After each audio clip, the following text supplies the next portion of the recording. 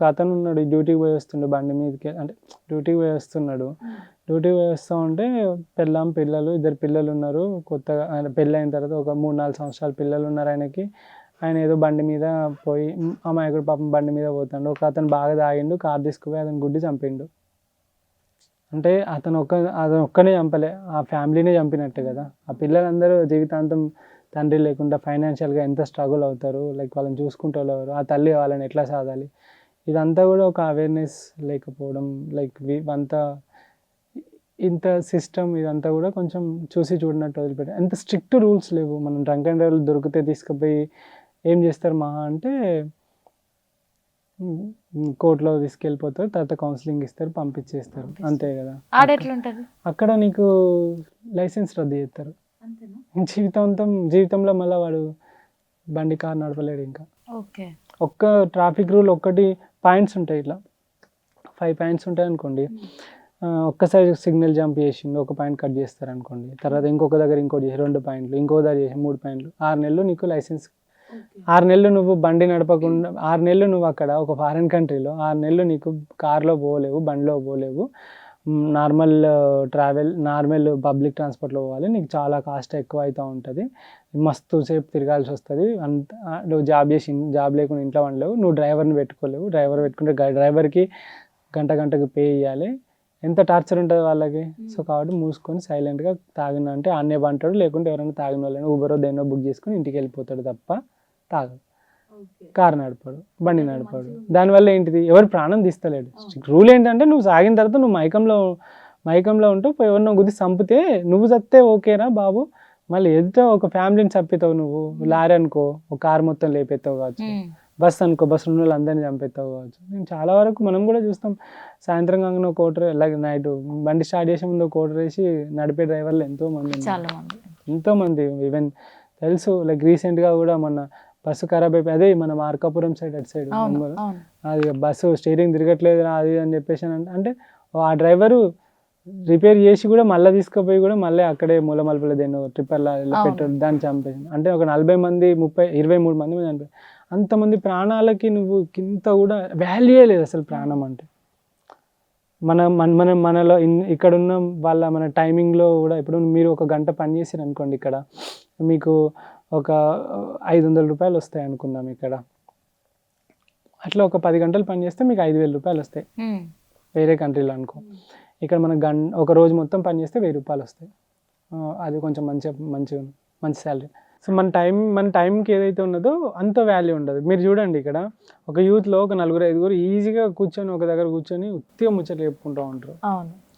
ఆ రోజు మొత్తం కూడా వేస్ట్ చేస్తారు వాళ్ళు. కానీ వేరే కంట్రీస్లో తీసుకుంటే టైం, ఒక రోజు అంటే 1 గంటకు కూడా వాళ్ళకి పే వస్తూ ఉంటుంది. వాళ్ళు ఒక రోజు పని చేసుకుంటే వాళ్ళకి ఒక 4-5 వేలు సంపాదించుకుంటారు వాళ్ళు, ఒక 4-5 వేలు రోజుకు. అందుకే ఇండియాలో ఉన్న యూత్ కూడా, ఈవెన్ కాలేజ్ చదువుకోవడానికి పోయిన వాళ్ళు కూడా 1 గంట కూడా నాకు టైం ఇవ్వలేదు. నేను రైడ్లో కూడా అన్న మేము ఇవాళ, అంటే స్టూడెంట్స్ అందరూ అన్న మేము పార్ట్ టైంలో ఉన్నామన్న, మేము జాబ్లో ఉన్నామన్న, మేము ఏదో డ్యూటీలో ఏదో ఒకటి చేసుకుంటారు. సో ఇక టైం కూడా ఆ వాల్యూ అనేది ఉండదు. లైక్ తినే టైం పాస్ చేస్తూ ఉంటారు. లైక్ ఒక బీర్ పోపించి ఒక బిర్యానీ ఇప్పిస్తా, 200 రూపాయలు ఇస్తా అని అంటే, రీసెంట్గా చెప్తా, నేను ఇంటర్వ్యూలో చూసిన, గ్యాస్ అయిపోయిందని ధర్నాకి మొత్తము చేస్తూ ఉన్నారు మన వాళ్ళందరూ, యూపీలో ఎంపీలో సంథింగ్. ఒక జర్నలిస్ట్ పోయి నిజంగానే మరి గ్యాస్ అయిపోయిందా అని అంటే లేదు అని అన్నది ఆమె.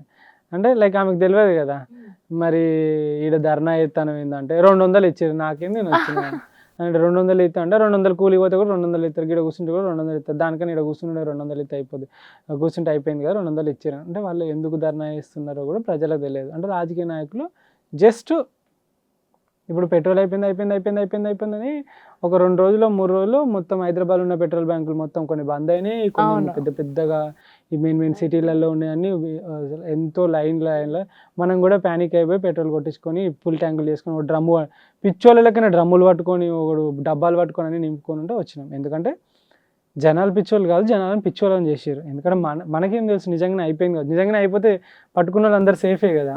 కానీ అట్లా అయిపోయిందని చెప్పేసి ఒక కృత్రిమ కొరత సృష్టించారు. ఇప్పుడు ఎట్ ద ఎండ్ 2 రోజులు 3 రోజుల తర్వాత చూస్తే పెట్రోల్ పంపులన్నీ ఖాళీ.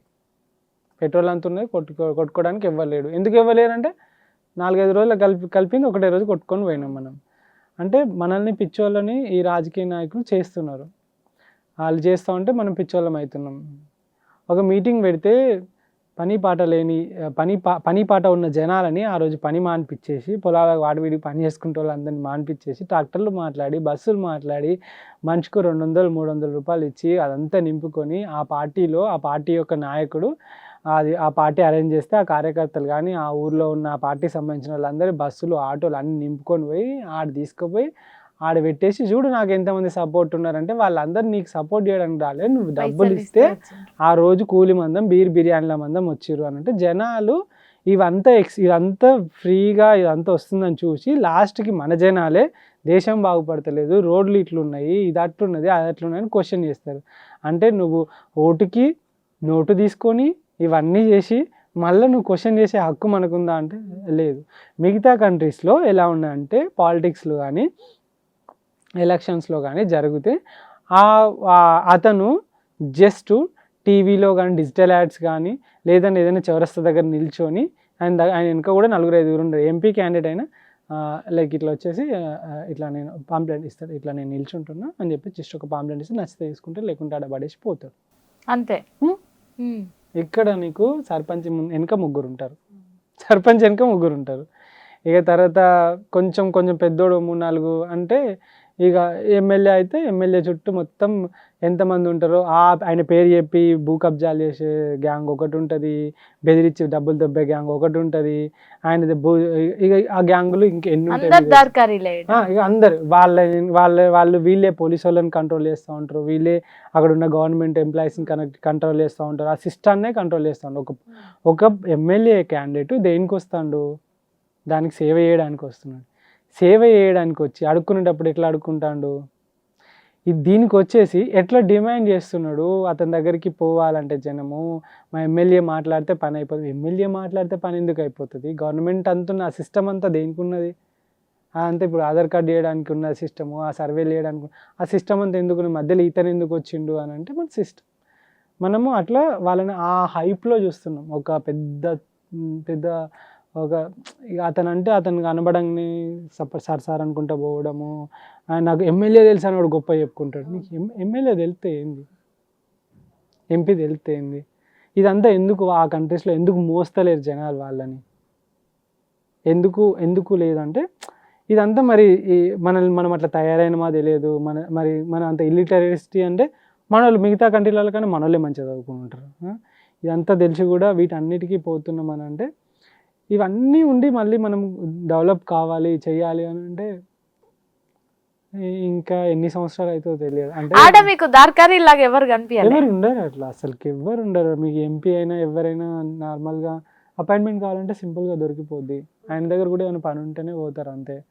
ఆ పని ఏం పని, లైక్ ఏదో అలాంటి ఏదో గవర్నమెంట్లో ఈయన ఇన్ఫ్లుయెన్స్ చేసి అట్లా ఏమి ఉండదు. అక్కడ పాలిటీషియన్స్ అంటే అంతే, వాళ్ళు జస్ట్ వాళ్ళు అక్కడక్కడ చూసుకుంటారు అంతే. ఇదంతా హైప్ ఉండదు అస్సలకే.